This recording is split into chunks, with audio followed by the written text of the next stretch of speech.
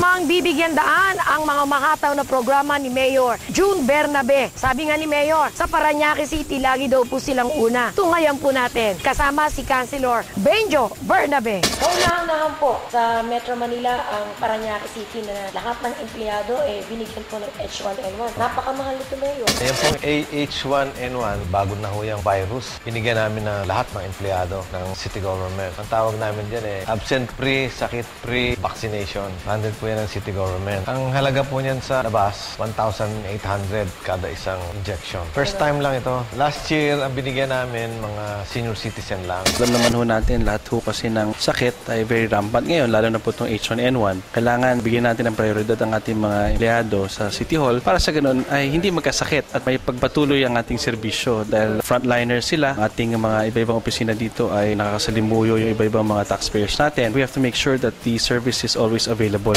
May 6, tuloy na naman ho yung aming annual na Operation Tule. Libre na naman po yan. Lahat po ng barangay, kayo po'y masasabihan through your health center and your barangay captains.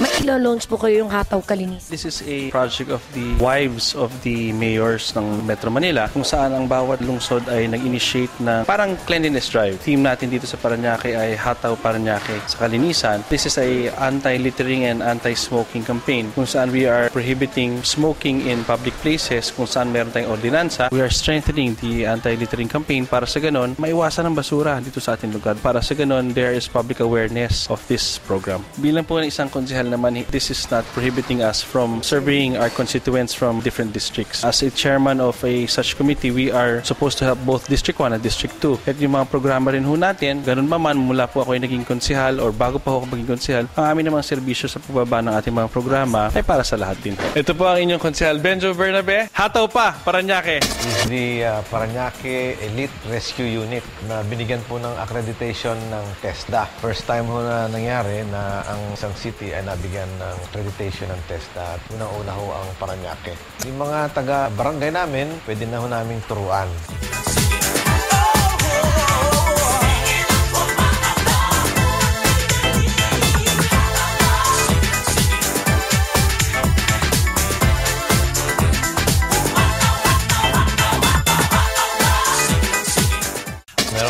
Timbangan na kinumpis ka dahil yun po yung mga luma ng weighing scale, yung mga defective, yung mga galing sa mga nandadaya, yung mga walang selyo, kinumpiskate ng market administrator. Minomonitor po namin mabuti yan. Yung mga consumer, they're entitled to protection from dishonesty.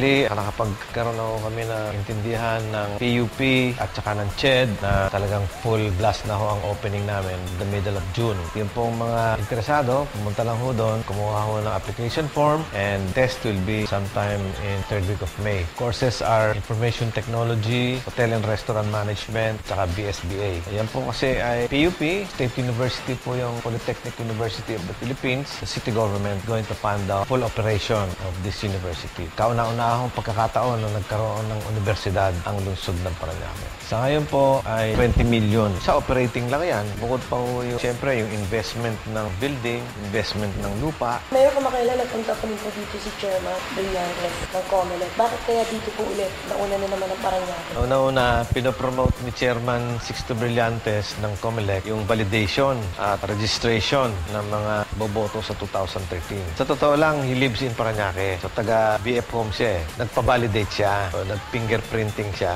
at tinetesting yung iris, yung mata para identification pagboto. Pagka ikaw bumoto sa 2013, kailangan yung biometrics, yung fingerprint mo should coincide doon sa fingerprint mo nung nag-register ka. Isang paraan po yan para ma-ensure na hindi makakapandaya yung mga politiko na nagre-rehistro ng flying voters. Kailangan magtugma-tugma yun. Kung hindi magtutugma at pumunta ka doon at nakita ng biometric equipment na hindi ikaw yun, hindi ka makakaboto.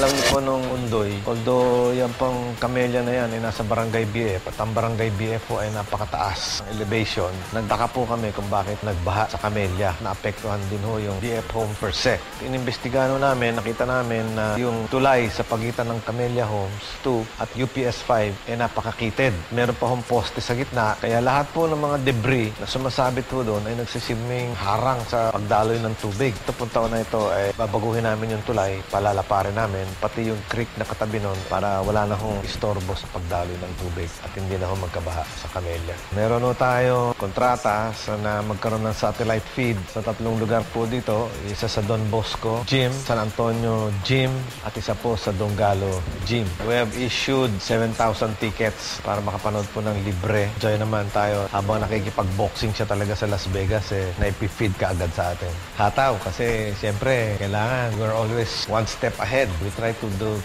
outdo all the cities around us. You have to compete para mag-improve ang service ninyo. That way, pati po sila, nag-i-improve din po kami lahat. Nag-i-improve po ang serbisyo. May pakita po namin yung aming mga proyekto at programa na i-highlight po sa Gabay at Aksyon. Meron pala tayong bagong slot ngayon, 6 p.m. every Friday. Ito po si Mayor June Bernabe na nagsasabing, hataw pa, Parañaque.